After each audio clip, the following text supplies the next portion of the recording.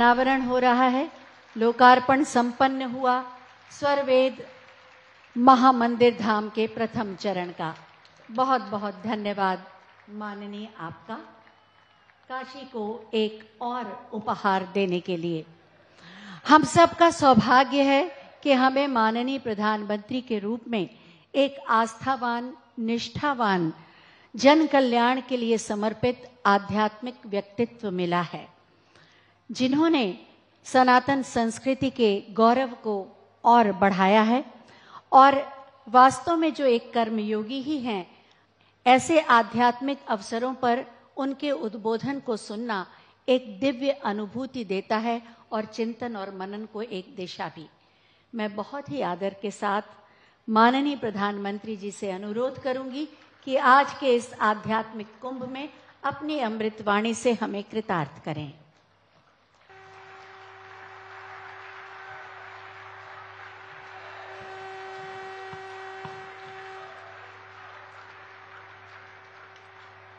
श्री सद्गुरु चरण कमलेभ्यो नमः।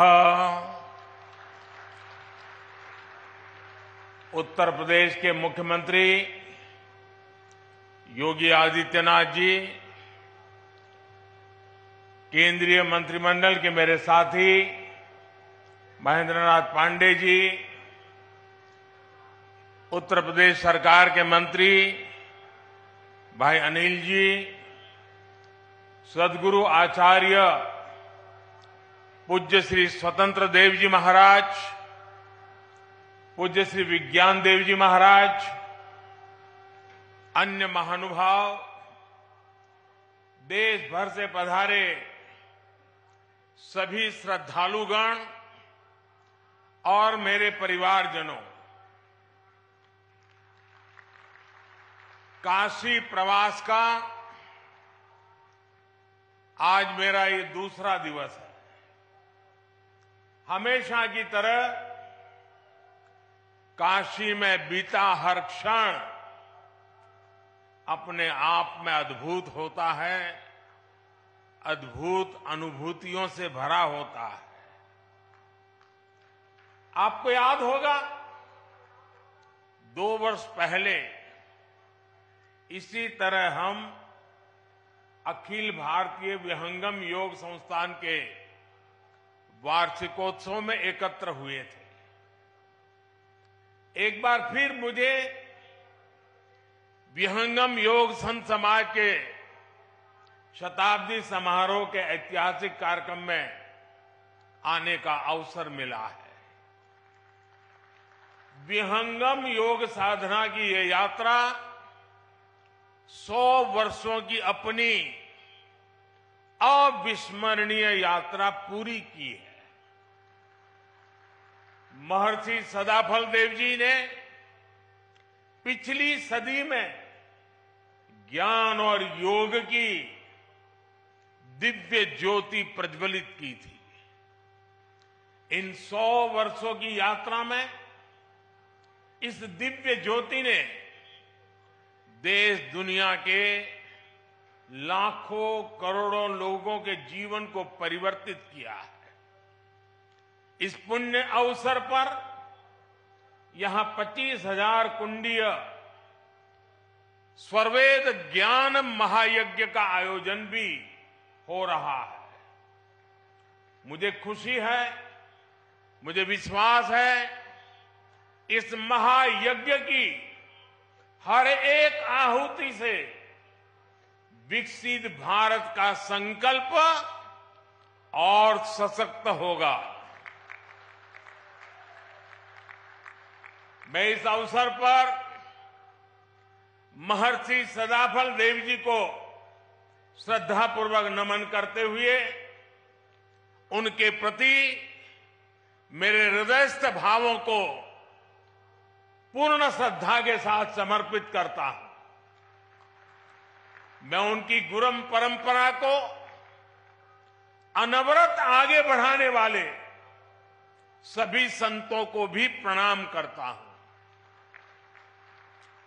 मेरे परिवारजनों, आप संतों के सानिध्य में काशी के लोगों ने मिलकर विकास और नवनिर्माण के कितने ही नए कीर्तिमान गढ़े हैं। सरकार, समाज और संतगण सब साथ मिलकर काशी के कायाकल्प के लिए कार्य कर रहे हैं। आज स्वर्वेद मंदिर बनकर तैयार होना इसी ईश्वरीय प्रेरणा का उदाहरण है। ये महामंदिर महर्षि सदाफल देव जी की शिक्षाओं का, उनके उपदेशों का प्रतीक है। इस मंदिर की दिव्यता जितना आकर्षित करती है, इसकी भव्यता हमें उतना ही अचंभित भी करती है।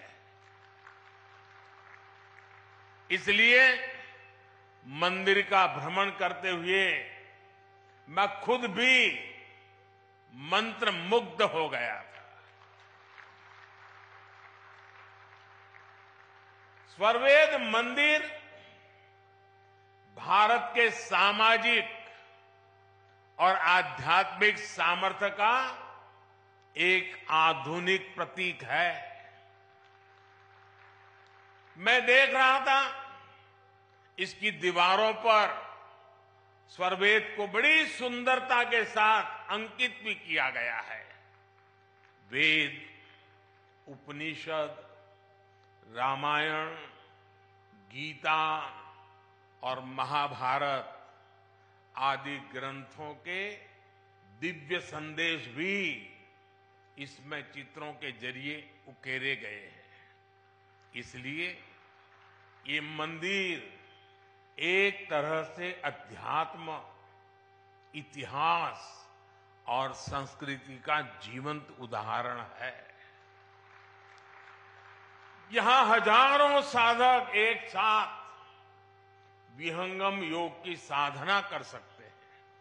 इसलिए ये महामंदिर एक योग तीर्थ भी है और साथ साथ ये ज्ञान तीर्थ भी है। मैं इस अद्भुत आध्यात्मिक निर्माण के लिए सर्वेद महामंदिर ट्रस्ट को और लाखों लाखों अनुयायियों को बधाई देता हूं। विशेष रूप से मैं पूज्य स्वामी जी स्वतंत्र देव जी और पूज्य श्री विज्ञान देव जी का विशेष रूप से अभिनंदन करता हूं, जिन्होंने इस अनुष्ठान को पूरा किया।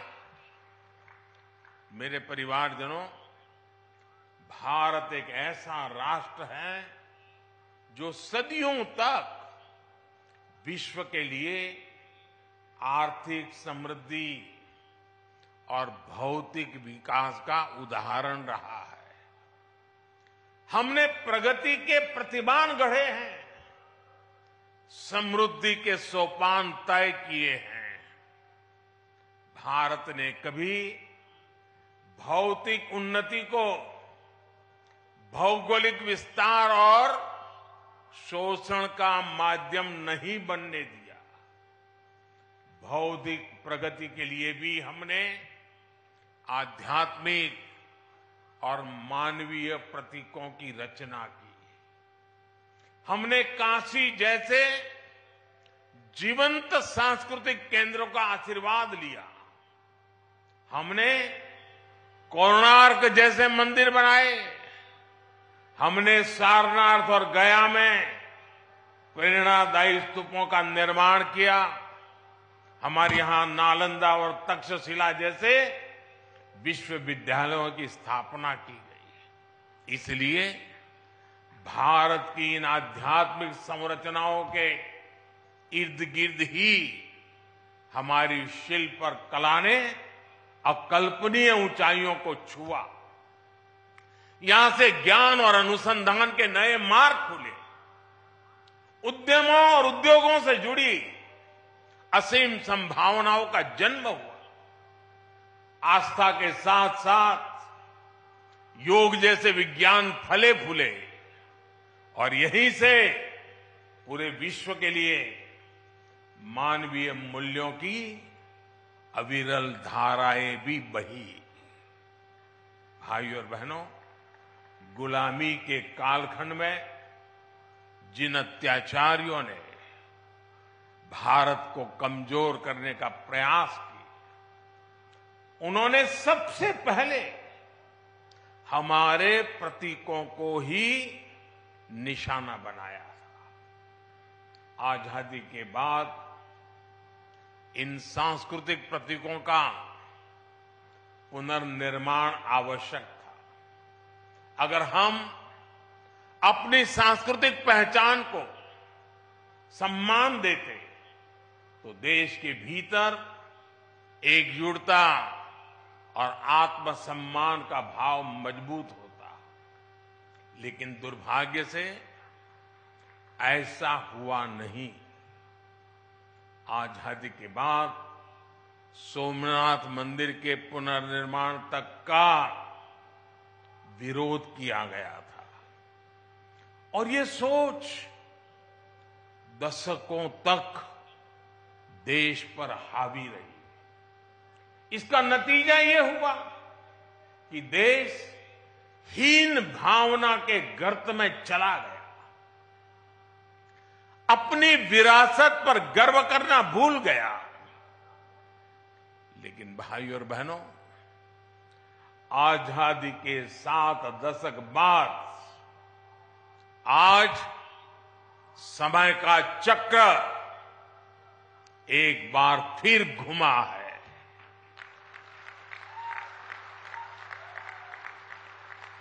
देश अब लाल किले से गुलामी की मानसिकता से मुक्ति और अपनी विरासत पर गर्व की घोषणा कर रहा है। जो काम सोमनाथ से शुरू हुआ था वो अब एक अभियान बन गया है। आज काशी में विश्वनाथ धाम की भव्यता भारत के अविनाशी वैभव की गाथा गा रही है। आज महाकाल महालोक हमारी अमरता का प्रमाण दे रहा है। आज केदारनाथ धाम भी विकास की नई ऊंचाइयों को छू रहा है। बुद्ध सर्किट का विकास करके भारत एक बार फिर दुनिया को बुद्ध की तपोभूमि पर आमंत्रित कर रहा है। देश में राम सर्किट के विकास के लिए भी तेजी से काम हो रहा है और अगले कुछ सप्ताह में अयोध्या में राम मंदिर का निर्माण भी पूरा होने जा रहा है। साथियों, हम समग्र विकास की ओर कदम तभी बढ़ा पाते हैं जब देश अपनी सामाजिक सच्चाइयों और सांस्कृतिक पहचान का समावेश करता है। इसलिए आज हमारे तीर्थों का विकास भी हो रहा है और भारत आधुनिक इंफ्रास्ट्रक्चर में नए रिकॉर्ड भी बना रहा है। आज देश में विकास की रफ्तार क्या है, इसकी झलक आपको अकेला बनारस ही दिखा देता है। काशी विश्वनाथ धाम ये परिसर का निर्माण हुए पिछले सप्ताह ही 2 साल पूरे हुए हैं। इसके बाद से बनारस में रोजगार और व्यापार कारोबार एक नई तेजी पकड़ चुका है। पहले एयरपोर्ट पर पहुंचते ही चिंता होने लगती थी कि शहर तक कैसे पहुंचेंगे। टूटी सड़कें और अव्यवस्था, यही बनारस की पहचान थी। लेकिन अब बनारस का मतलब है विकास। अब बनारस का मतलब है आस्था के साथ आधुनिक सुविधाएं। अब बनारस का मतलब है स्वच्छता और बदलाव। बनारस आज विकास के अद्वितीय पथ पर अग्रसर है। वाराणसी में कनेक्टिविटी बढ़ाने के लिए पिछले लगभग 9 सालों में ऐतिहासिक कार्य हुए। वाराणसी से सभी शहरों को जोड़ने वाली सड़कें या तो 4 लेन की हो गई हैं या फिर 6 लेन की बना दी गई है। पूरी तरह नई रिंग रोड भी बनाई गई है। वाराणसी में नई सड़कों का जाल बिछाया जा रहा है। पुराने के साथ ही नए क्षेत्रों को भी विकसित किया जा रहा है। बनारस में रेलवे स्टेशनों का विकास हो, बनारस से नई नई ट्रेनों की शुरुआत हो, डेडिकेटेड फ्रेट कॉरिडोर का काम हो, एयरपोर्ट पर सुविधाओं का विस्तार हो, गंगा जी पर घाटों का पुनर्निर्माण हो, गंगा में क्रूज चलाना हो, बनारस में आधुनिक अस्पतालों का निर्माण हो, नई और आधुनिक डेयरी की स्थापना हो, गंगा किनारे किसानों को प्राकृतिक खेती के लिए मदद हो। हमारी सरकार यहां के विकास में कोई कोर कसर बाकी नहीं छोड़ रही। बनारस के युवाओं के कौशल विकास के लिए यहां ट्रेनिंग संस्थान भी खोले गए। सांसद रोजगार मेले के माध्यम से भी हजारों युवाओं को रोजगार मिला है। भाइयों और बहनों, इस आधुनिक विकास का जिक्र मैं यहां इसलिए कर रहा हूं क्योंकि हमारी आध्यात्मिक यात्राओं में सबसे बड़ी परेशानी इंफ्रास्ट्रक्चर के अभाव की भी होती है। जैसे कि बनारस आने वाले यात्री शहर से बाहर बने ईश्वर मंदिर में जरूर जाना चाहेंगे, लेकिन अगर उनके लिए आज जैसी सड़कें न होती तो चाहकर भी अपनी इच्छा पूरी नहीं कर सकते थे। लेकिन अब स्वर्वेद मंदिर बनारस आने वाले श्रद्धालुओं के लिए एक प्रमुख स्थान बनकर उभरेगा। इससे आसपास के सभी गांवों में व्यवसाय और रोजगार के अवसर बनेंगे, लोगों की उन्नति के रास्ते खुलेंगे। मेरे परिवारजनों, विहंगम योग संस्थान जितने हमारे आत्मिक कल्याण के लिए समर्पित है, उतना ही समाज की सेवा के लिए भी सक्रिय रहा। यही सदाफल देव जी जैसे महर्षि की परंपरा भी है। सदाफल देव जी योगनिष्ठ संत होने के साथ ही आजादी की लड़ाई लड़ने वाले स्वतंत्रता संग्राम सेनानी भी थे। आज आजादी के अमृतकाल में उनके संकल्पों को आगे बढ़ाना उनके हर एक अनुयायी का दायित्व है। मैं पिछली बार जब आपके बीच आया था तो मैंने देश की कुछ अपेक्षाएं भी आपके सामने रखी थी। आज एक बार फिर मैं आपके सामने 9 संकल्प रख रहा हूं, 9 आग्रह रख रहा हूं। और अभी मुझे विज्ञान देव जी ने याद भी करवाया कि मैंने पिछली बार क्या कहा था। मेरा पहला आग्रह है, पानी की बूंद बूंद बचाइए और जल संरक्षण के लिए ज्यादा से ज्यादा लोगों को जागरूक करिए। दूसरा, गांव-गांव जाकर लोगों को डिजिटल लेन देन के प्रति जागरूक करिए, ऑनलाइन पेमेंट सिखाइए। तीसरा, अपने गांव, अपने मोहल्ले, अपने शहर को स्वच्छता में नंबर 1 बनाने के लिए काम करिए।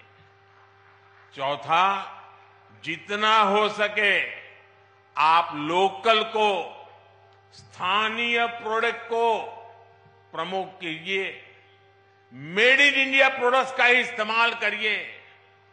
पांचवा, जितना हो सके पहले अपने देश को देखिए, अपने देश में घूमिए, और अगर दूसरे देश जाना हो तो जब तक पूरा देश नहीं देख लेते, विदेशों में जाने का मन नहीं करना चाहिए। और मैं आजकल तो ये बड़े बड़े धन्ना सेठों को भी कहता रहता हूं कि विदेशों में जाकर के शादी क्यों कर रहे हो भाई? तो मैंने कहा मेड इन इंडिया, इंडिया में शादी करो। मैं छठी बात कहता हूं, प्राकृतिक खेती के प्रति किसानों को ज्यादा से ज्यादा जागरूक करते रहिए। मैंने ये आग्रह पिछली बार भी आपसे किया था, फिर इसे दोहरा रहा हूं। ये धरती मां को बचाने के लिए बहुत जरूरी अभियान है। मेरा 7वां आग्रह है, मिलेट्स को, श्री अन्न को अपने रोजमर्रा के खाने के जीवन में शामिल करिए। इसका खूब प्रचार प्रसार कीजिए। सुपर फूड है। मेरा 8वां आग्रह है, फिटनेस, योग हो, स्पोर्ट्स हो, उसे भी अपने जीवन का अभिन्न हिस्सा बनाइए। और 9वां आग्रह है, कम से कम एक गरीब परिवार का संबल बनिए, उसकी मदद करिए।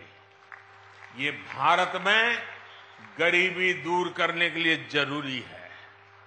आजकल आप देख रहे हैं, विकसित भारत संकल्प यात्रा चल रही है। मैं कल शाम को इससे जुड़े कार्यक्रम में शामिल हुआ हूं। अभी कुछ देर बाद यहां से मैं फिर विकसित भारत संकल्प यात्रा में शामिल होने जा रहा हूं। इस यात्रा के प्रति जागरूकता फैलाने का दायित्व आप सभी का भी है, हर धर्मगुरु का भी है। मैं चाहूंगा कि ये सभी हमारे व्यक्तिगत संकल्प भी बनने चाहिए। गांवों विश्वस्य मातरः का जो आदर्श वाक्य है, ये हमारे लिए आस्था के साथ साथ व्यवहार का भी हिस्सा बनेगा, तो भारत और तेजी से विकसित होगा। इसी भाव के साथ मैं आप सभी का बहुत बहुत धन्यवाद करता हूं, और पूज्य संतों ने मुझे जो मान सम्मान दिया, मैं उनका भी हृदय से धन्यवाद करता हूं।